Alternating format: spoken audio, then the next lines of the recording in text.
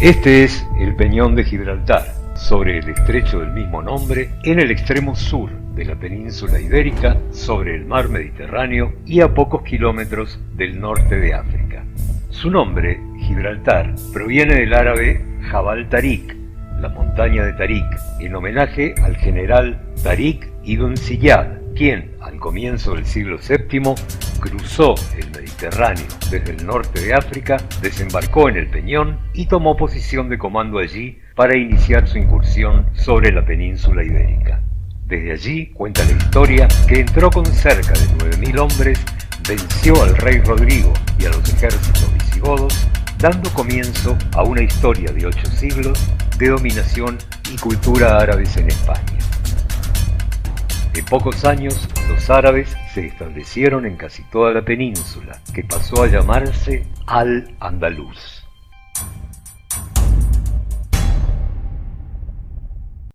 Durante su estadía en Al-Andalus, los árabes hicieron pacto con los reyes cristianos visigodos, respetando sus templos y su religión, y permitieron a los judíos de la península vivir en paz sin ser perseguidos. Cerca del siglo X, la España musulmana florecía como uno de los mayores centros culturales y científicos del mundo.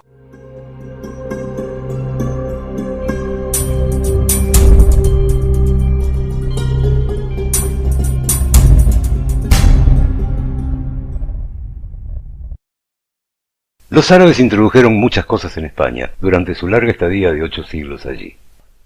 Entre ellas, por ejemplo, los números arábigos, que reemplazaron a los complicados números romanos.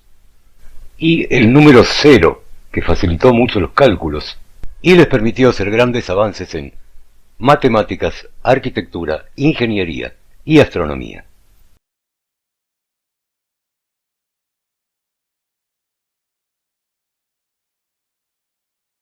También introdujeron en España los cultivos de cítricos, de arroz y de algodón.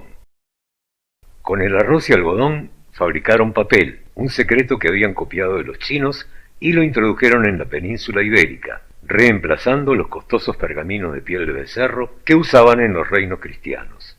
Pudieron tener una biblioteca de Córdoba de más de 400.000 volúmenes, con una mayor difusión cultural y más avances científicos y tecnológicos.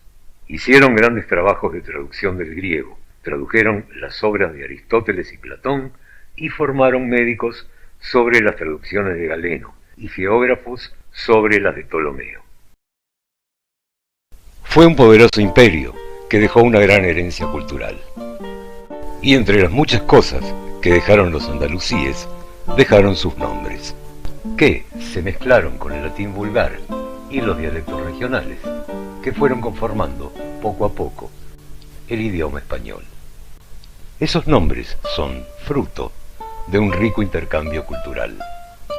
Bueno, el mismo idioma árabe sufrió transformaciones en tanto tiempo en la península ibérica. Se formó con el tiempo una variante regional, el árabe hispánico, que se empezó a distinguir del árabe clásico, en parte de su escritura y pronunciación, aunque entendible por un hablante del árabe clásico. Podría compararse a la diferencia entre el español de España con respecto al de Sudamérica. El mismo idioma hoy contiene unas 93.000 palabras, de las cuales un 8%, o sea, unas 7.500, provienen del árabe hispánico. Y como muchos apellidos se forman a partir de las palabras que designan tal o cual cosa, como accidentes geográficos, lugares, oficios, cualidades, muchos apellidos españoles se han formado a partir de palabras árabes. Los apellidos de familia, transmisibles por generaciones, no se usaron hasta aproximadamente el siglo XII en Europa, y había una total libertad de usar los nombres que se quisiera. Los árabes no obligaron a cristianos y judíos viviendo en sus dominios a cambiarse los nombres, y ellos usaban los suyos propios. Pero, ¿cómo era el sistema de nombres y apellidos de los árabes en la España musulmana? El nombre oficial de los árabes está formado por un primer nombre, ism o alam.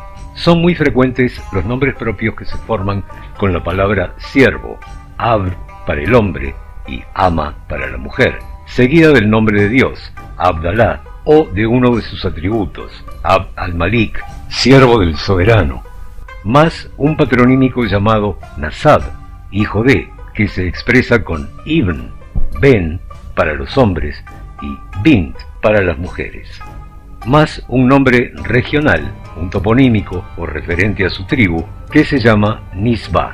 En la tradición árabe se solían agregar tanto patronímicos como ancestros se recuerden, aunque en la actualidad se usa uno solo.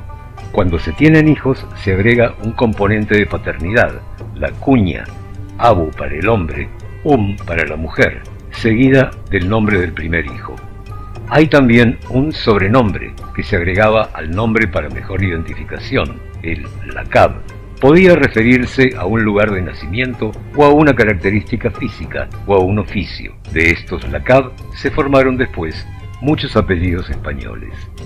Para designar a un conjunto grande de personas emparentadas entre sí, se usaba Banu o Bani, que significa hijos de un ancestro común, como por ejemplo los Bani Ka'ab, que serían todos los descendientes de Ka'ab. Durante la dominación musulmana en España, a pesar de que judíos y cristianos convivían usando cada uno sus nombres, hubo una mutua influencia entre todos que transformó sus nombres originales en muchos casos. Algunos judíos, para adaptarse mejor a la sociedad y cultura árabe en la que vivían, adoptaban nombres árabes, como Moshe ibn Maimón, más conocido por Maimónides, o la familia sefardí Abulafia, cuyo apellido árabe proviene de Abu al-Afia, padre de la salud, y se transformó en una familia sefardí de farmacéuticos.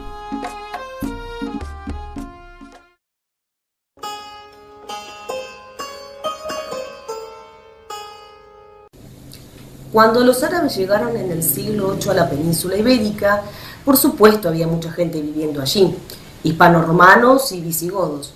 Todos ellos por entonces eran cristianos y se quedaron allí viviendo bajo la dominación musulmana. Los árabes los consideraban protegidos y les permitieron conservar sus nombres, sus vestimentas, sus costumbres, profesar su religión por sobre todo. Pero eso sí, les cobraban altos impuestos por no ser musulmanes. Los llamábamos árabes, que viene del árabe mustarab y significa arabizado. Los mozárabes fueron un importante grupo cultural en Al-Andalus y, en alguna medida, fueron fusionando sus costumbres con las de los árabes.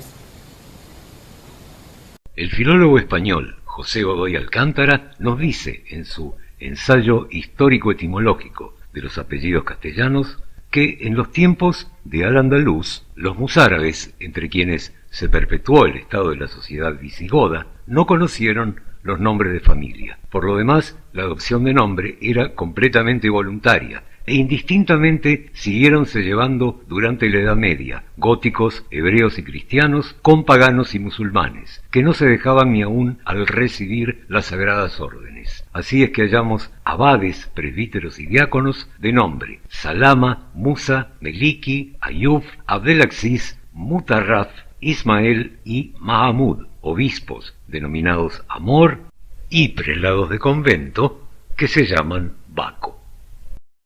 En una sociedad multicultural, las costumbres se mezclaban, y así encontramos caballeros cristianos de clase elevada en el siglo X usando el patronímico árabe Ibn, hijo de, que en el español de la época se escribía Ibn.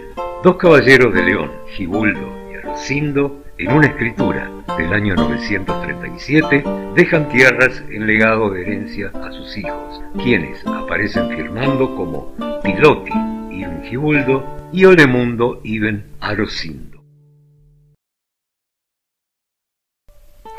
Justamente es en estos nombres donde se puede ver la confluencia de distintas culturas que están conviviendo juntas. En los primeros años de la dominación musulmana se estaban generando las primeras lenguas romances, que venían del latín vulgar que habían dejado los romanos del Imperio Romano. Los mozárabes tenían su propio dialecto, que era una mezcla del latín vulgar con el árabe. Y lo podemos apreciar en las antiguas jarchas mozárabes, que eran versos cortos que se escribían al final de las muasajas, que eran largos poemas. Las jarchas eran generalmente lamentos femeninos de amor y de nostalgia.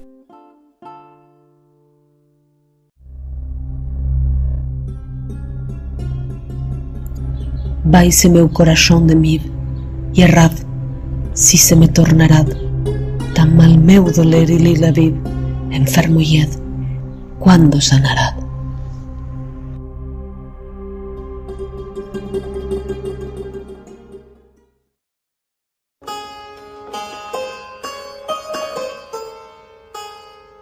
Había cristianos y visigodos que se habían convertido al islamismo y en consecuencia adoptaban nombres y apellidos árabes. Los llamaban muladíes. La palabra muladí viene del árabe mulawad, que significa no nacido de vientre árabe. Omar ibn Hafsón fue un guerrillero andalusí de abuelos visigodos cristianos convertidos que organizó y acaudilló una rebelión contra el Emirato Omeya de Córdoba. Los Banu Qasi eran una dinastía muladí cuyos dominios se situaban en el valle del Ebro y eran descendientes del conde visigodo Casio, de allí su nombre, Banu Qasi, hijos de Casio. Había casos de musulmanes nacidos de un padre o una madre no árabes, como Abderramán III, el califa pelirrojo, que era hijo de una concubina cristiana de su padre, una mujer de origen vasco, y también nieto de una vasca por parte de su padre.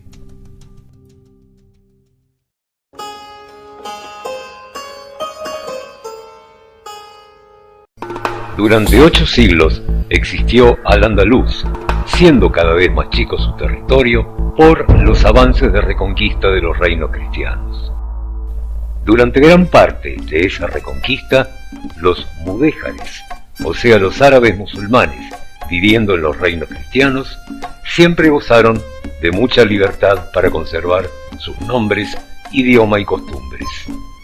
Los mudéjares que vivían en los reinos cristianos del norte, como Castilla, Aragón o Valencia, en mayor o menor medida se habían mimetizado un poco más en sus costumbres e incluso en sus nombres con los cristianos de la sociedad en la cual vivían. Como en el caso de una donación del año 926, agregando al monasterio de Cardeña la iglesia de Santa María del Campo en Burgos, donde firman a lo último Ab Maruán, Nemar, Abuhab, Mendar y Autemán, todos con el apellido de Santa María, por lo que es de presumir fueran siervos o vasallos moros de la misma iglesia. En escrituras notariales de donaciones de reyes de los siglos IX o X, podemos ver que con gran frecuencia entre los testigos firmantes hay entre los cristianos algunos árabes. Ordoño II de León hizo en 898 una cuantiosa donación al monasterio de San Pedro de Montes, Bierzo, y vemos firmas de árabes entre los testigos, como Salte ibn Alub y Azuleimán. En 923, Ordoño hace otra donación al monasterio de Sahagún y firman Absulemán Fredenandis y Abulfeta ibn December, los cuales son una mezcla de nombre entre árabes y latinos. El 25 de mayo de 1085, el rey castellano Alfonso VI reconquista la ciudad de Toledo y firma una capitulación con el rey Al-Qadir, que incluía el respeto de la vida, las haciendas y las costumbres religiosas de todos los mudéjares musulmanes que escogieran quedarse en la ciudad. Hasta que, con la reconquista de Granada por los reyes católicos en 1492, cae el último dominio del mundo árabe en la península, y con la llegada de la Inquisición, la política del reino cambia. Comienzan las conversiones forzosas y los mudéjares que se convierten al cristianismo comienzan a ser llamados moriscos.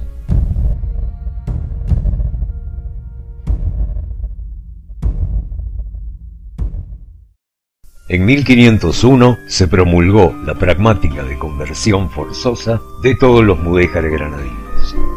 El 14 de febrero de 1502, la pragmática dirigida a los mudéjares de la corona de Castilla, según la cual se les obliga a elegir entre la conversión o el destierro. El 4 de abril de 1525, mediante una cédula de Carlos V, se obliga a los mudéjares de Valencia a elegir entre la conversión o el exilio. En 1526 se promulga el edicto para la conversión de los mudéjares del Reino de Aragón. El 21 de mayo de 1528, por el decreto de las Cortes de Monzón, publicado en Valencia, se prohíbe la lengua árabe, las costumbres alimentarias y las ceremonias matrimoniales y mortuorias propias de los moriscos. El 1 de enero de 1567, el presidente de la Real Cancillería de Granada, Pedro Besa, proclama la pragmática sanción de Felipe II, por la cual los moriscos de Granada están obligados a aprender castellano y a abandonar el árabe en un plazo de 3 años. También abandonar sus nombres árabes, sus costumbres y ceremonias. Finalmente, el 9 de abril de 1609 se promulga el decreto de expulsión de los moriscos, aprobado por Felipe III. Se decide llevar a cabo la expulsión de los moriscos de todos los reinos de España.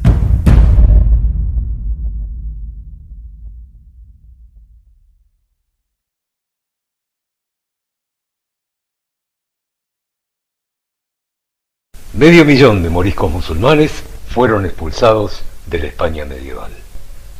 Pero nos dejaron sus nombres, que se fueron adaptando y latinizando. Entre esos apellidos heredados podemos ver aquellos que hacen referencia a ciudades, accidentes geográficos o lugares construidos por el hombre, que son los toponímicos.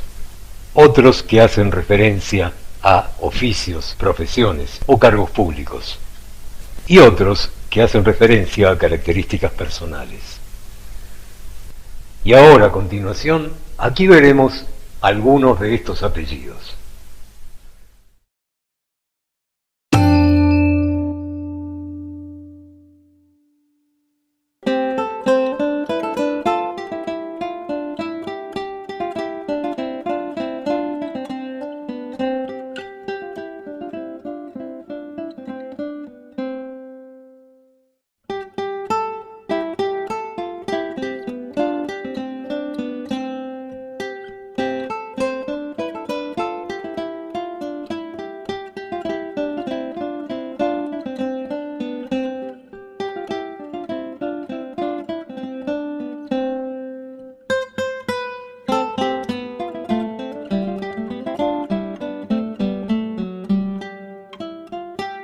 El apellido Almodóvar quiere decir en árabe el redondo y tiene su origen en lugares geográficos con esa forma, como por ejemplo la laguna de Almodóvar del Campo en Castilla-La Mancha o el cerro de Almodóvar del Río en Córdoba, Andalucía.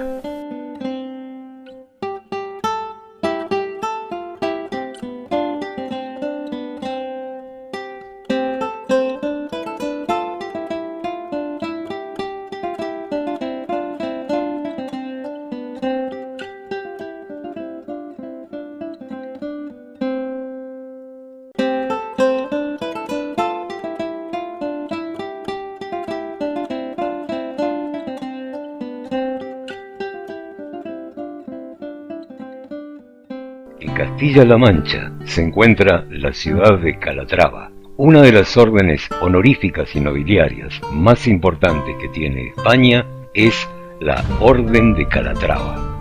Su nombre proviene de Calat Rabá, fortaleza de Rabá, que fue por 4 siglos una de las ciudades más importantes de Al-Ándalus. Fue recuperada de los árabes por Alfonso VII en 1147. La orden fue creada en 1158 como símbolo de protección de la villa de Calatrava, que fue donada por el rey Sancho III a los monjes cistercienses, quienes la defendieron con un ejército de 20.000 monjes y soldados.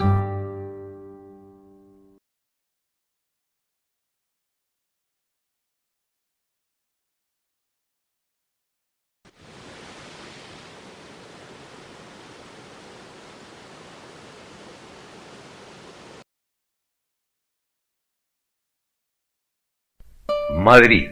En su fundación musulmana por Muhammad I, emir de Córdoba, en la segunda mitad del siglo IX, recibe el nombre de Magrit, en castellano antiguo Magerit, que podría ser una arabización del nombre romance, matrice, matriz, fuente, en alusión a un arroyo de ese nombre que corría por la antigua ciudad. Otros dicen que podría ser una mezcla entre la palabra árabe magra, que significa cauce o curso de agua, y el sufijo romance it, que indica abundancia.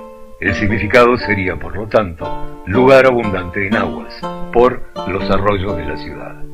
Y también tenemos el apellido Lamadrid, que podría tener un origen similar. Medina, del árabe hispánico Madina y del árabe clásico Madina, significa ciudad. Hay varias localidades españolas con ese nombre. En Burgos, Medina del Pomar; en Valladolid, Medina del Río Seco y Medina del Campo; en Badajoz, Medina de las Torres; y en Cádiz, Medina Sidonia. Muchas familias procedentes de esas ciudades tomaron ese nombre por apellido. Medinaceli es una muy antigua ciudad que se encuentra en la provincia de Soria, en Castilla y León. Los árabes la llamaron Madinat Salim, que es una adaptación árabe de Okelis, el nombre que el pueblo celta le había puesto a la ciudad, y significa colina. Madina Oceli era ciudad de la colina.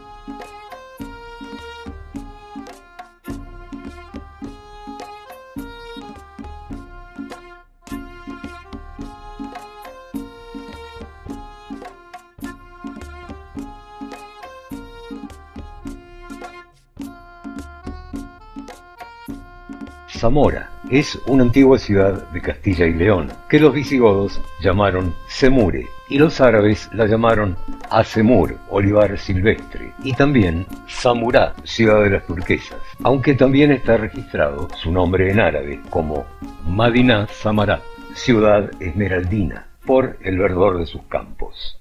Albarracín es un apellido toponímico, porque se refiere a un lugar con ese nombre, en la provincia de Teruel, en Aragón, pero también es un apellido patronímico, porque se refiere a los hijos de Racín. En el siglo XI llegó a la región una tribu bereber que se llamaba los Banu Racín, los hijos de Racín, que fundaron una famosa taifa, que era un pequeño reino, dependiente del califato de Córdoba, la taifa de Albarracín.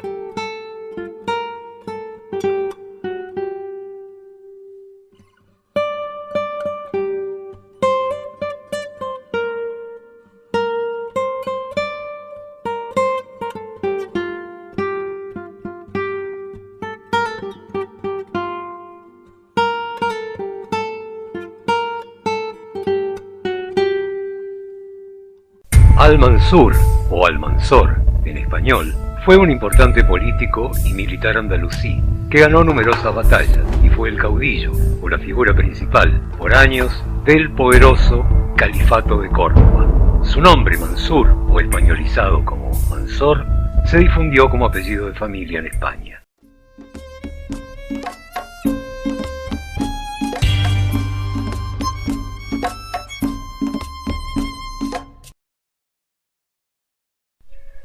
Desde ya, que si usted tiene cualquiera de estos apellidos, no implica necesariamente que tenga que tener ascendencia árabe. Sus ancestros pueden haberlos adoptado por el lugar donde vivían, como toponímicos, y no tener una sola gota de sangre árabe en sus venas. Pero, si usted come albóndigas, arroz con leche o alfajores, sin duda, habrá heredado alguna de las tradiciones árabes a través de la España de Al-Ándalus.